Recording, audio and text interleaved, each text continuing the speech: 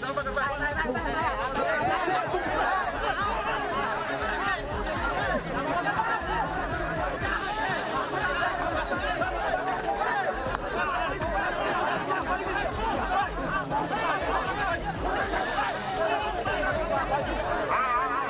Bulukumba, Sulawesi Selatan Adi Butar Ali Yusuf mengamuk sambil menendang ban bekas saat menemui aksi unjuk rasa mahasiswa. Hal itu membuat reaksi perlawanan dari massa aksi yang tidak terima sehingga terjadi kericuhan. Kericuhan semakin memanas saat salah satu demonstran mendapat pukulan dari Satpol PP dan oknum ASN. Sedikitnya 3 orang mahasiswa menjadi korban pemukulan oknum ASN dan Satpol PP.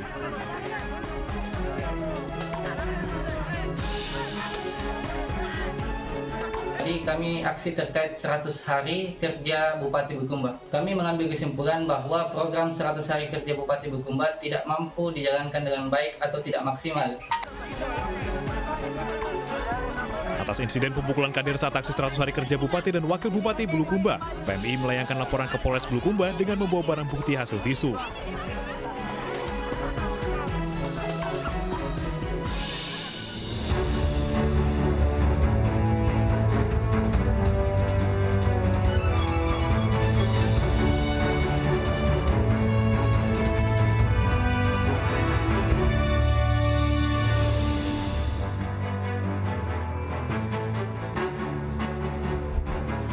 Selamat malam, kita jumpa lagi di iNewsroom, ruang memperbaharui informasi Anda melalui berita-berita pilihan dan dialog yang komprehensif.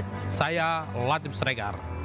Unjuk rasa puluhan pedagang di Pendopo Kabupaten Majalengka berlangsung ricuh. Pedagang yang dilarang berdagang di alun-alun tersebut menuntut tempat jualan baru.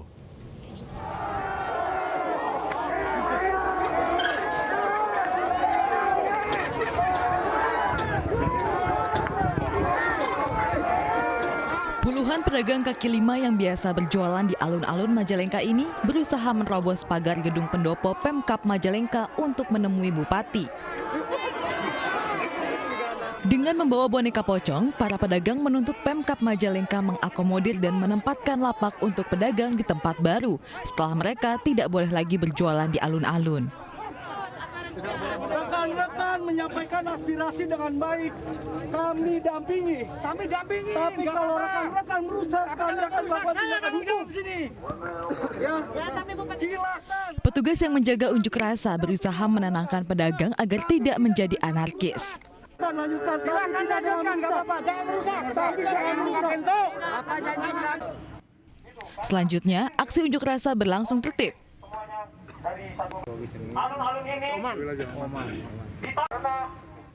Pemerintah Kabupaten Majalengka saat ini telah menempatkan para pedagang berjualan di belakang gedung DPRD, namun belum optimal dimanfaatkan pedagang. Berjualan di alun-alun, apabila aspirasi ini tidak juga didengar, tidak juga ditanggapi.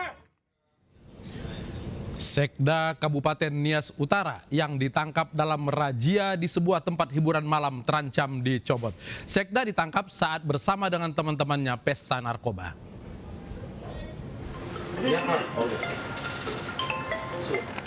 Pasca terjaringnya Sekretaris Daerah Kabupaten Nias Utara, Yafeti Nazarah, di salah satu tempat hiburan malam di Kota Medan, Sumatera Utara, pemerintah daerah berjanji akan berikan sanksi yang tegas. Yafeti dianggap telah mencoreng citra pemerintah serta tidak memberikan contoh yang baik sebagai wakil rakyat. Yang bersangkutan terancam dicopot jabatannya secara tidak hormat jika terbukti benar menggunakan narkoba. Jadi kita tunggu dulu informasi dari yang kita utus ke sana. Kalau memang keberadaan yang bersangkutan sudah menjadi tersangka atau apapun statusnya, maka tentu kita dari Nias Utara sudah mengambil sikap untuk tidak lagi melanjutkan yang bersama menjadi pejabat sebagai sekretaris daerah. Yafeti ditangkap bersama 8 orang lainnya saat razia tempat hiburan malam di Jalan Haji Adam Malik Medan. Hingga saat ini, Yafeti masih dalam pemeriksaan penyidik Satuan Reserse Narkoba Polrestabes Medan. Masih soal narkoba, musisi Erdian Anji Prihartanto alias Anji positif mengkonsumsi narkoba jenis ganja.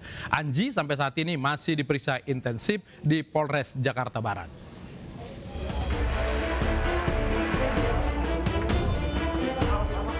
Erdian Haji Prihartanto alias Anji hari ini menjalani tes kesehatan terkait kasus narkoba yang menjeratnya di Polres Jakarta Barat. Berdasarkan hasil tes urin, mantan vokalis Drive ini dinyatakan positif mengonsumsi narkoba jenis ganja. Adapun dari hasil swab tes, Anji negatif COVID-19. Hari ini saudara AN, EAP alias AN, kita lakukan proses pemeriksaan kesehatan. Ya.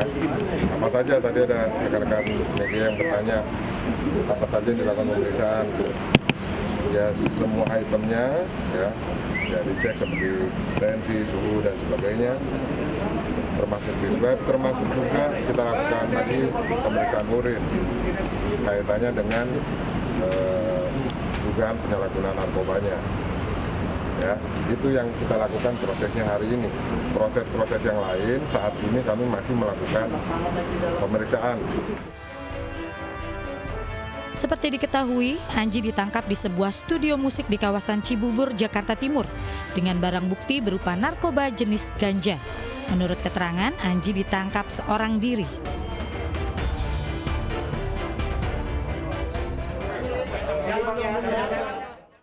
Bagaimana perkembangan pemeriksaan terhadap musisi Anji di Polres Jakarta Barat? Saat ini sudah ada reporter kami, Angelika D. Epagam. Angelika, sampai sore ini bagaimana pemeriksaan terhadap Anji?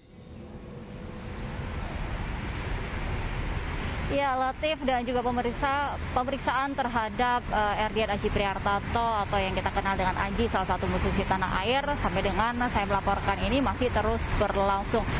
Pemeriksaan ini dilakukan oleh penyidik Sat Narkoba Polres Jakarta Barat terkait dengan diamankannya Anji pada Jumat malam lalu akibat karena penyalahgunaan narkoba yaitu ganja.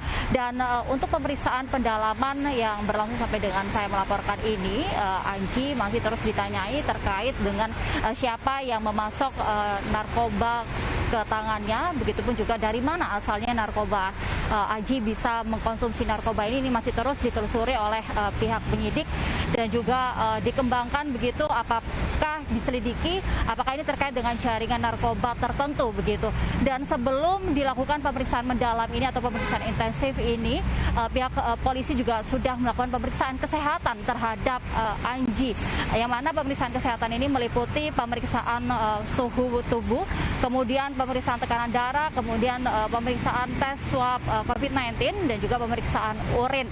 Dan juga sampai dengan sejauh ini, Latif, kami belum menerima informasi resmi dari pihak Polres Metro Jakarta Barat. Namun tadi kami mendapatkan informasi bahwa rencananya pihak Polres Metro Jakarta Barat ini akan memberikan informasi detail dan resmi atau rilisnya mengenai kasus yang menimpa Anji ini pada esok hari usai pemeriksaan pendalaman ini dilakukan. Latif. Apakah sudah terkonfirmasi Anji akan ditahan atau menjalani rehabilitasi? Ya, untuk sampai dengan saat ini pemeriksaan intensif masih terus digelar, Latif, dan kami pun belum juga menerima informasi dari pihak Polres Metro Jakarta Barat. Terakhir kami menerima informasi pada pagi tadi ketika Anji melakukan pemeriksaan kesehatan, yang mana pemeriksaan suhu tubuh, tekanan darah, swab COVID-19 dan juga pemeriksaan urin. Latif. Angelika D. Epagam melaporkan langsung dari Polres Jakarta Barat. Tidak sadar bertransaksi dengan polisi yang tengah menyamar, seorang bandar narkoba dibekuk polisi. Penangkapan tersangka diwarnai teriakan histeris orang tuanya saat polisi menggeledah rumah.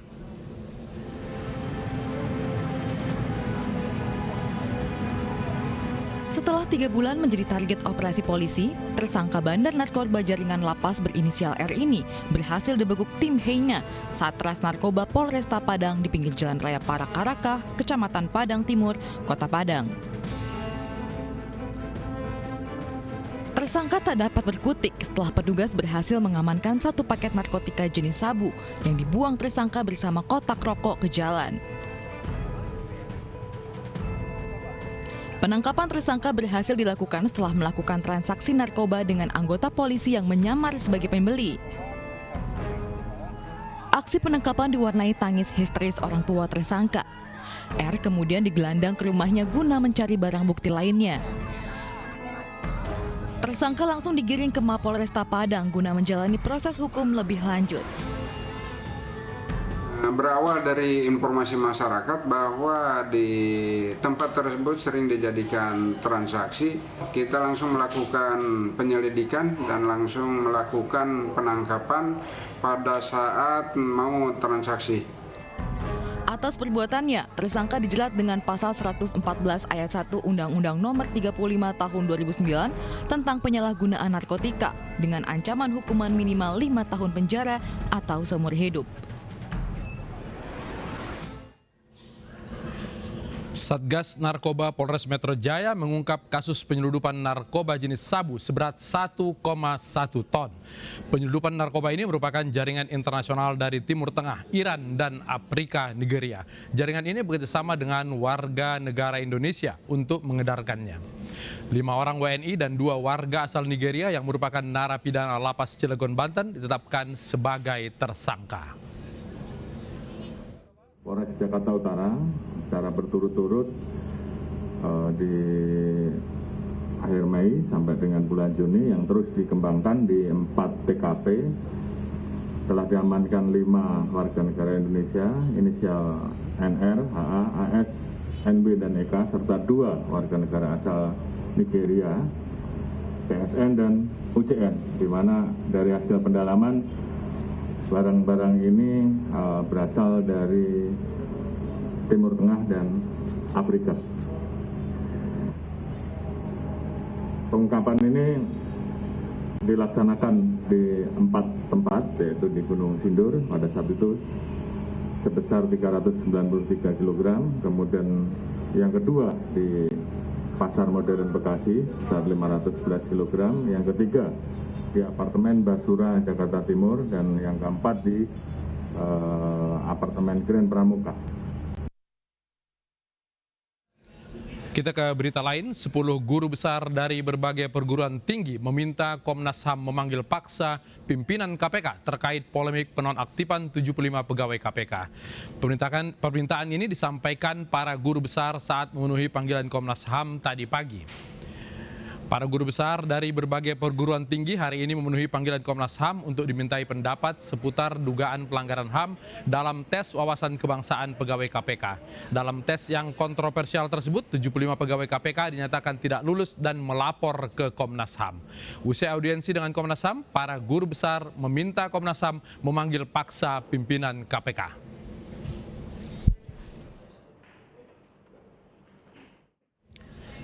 Kita langsung saja berbincang dengan salah seorang guru besar yang hadir dalam pertemuan di Komnas HAM tadi. Ada Profesor Aziu Mardi Azra.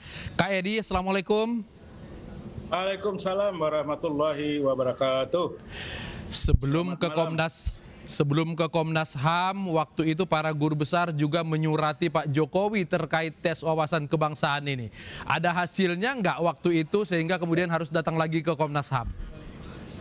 Nggak ada hasilnya. Jadi saya pernah menulis, saya pribadi ini bukan koalisi guru besar anti korupsi itu, tapi sendiri menulis di koran. Jangan-jangan pernyataan Presiden Jokowi yang meminta agar TWK itu tidak dijadikan sebagai dasar penonaktifan atau pemecatan pegawai KPK itu kelihatannya kok kayak gimmick gitu. Saya khawatir itu hanya gimmick saja ya. Hanya seolah-olah melindungi pegawai KPK, tapi dalam kenyataannya tidak.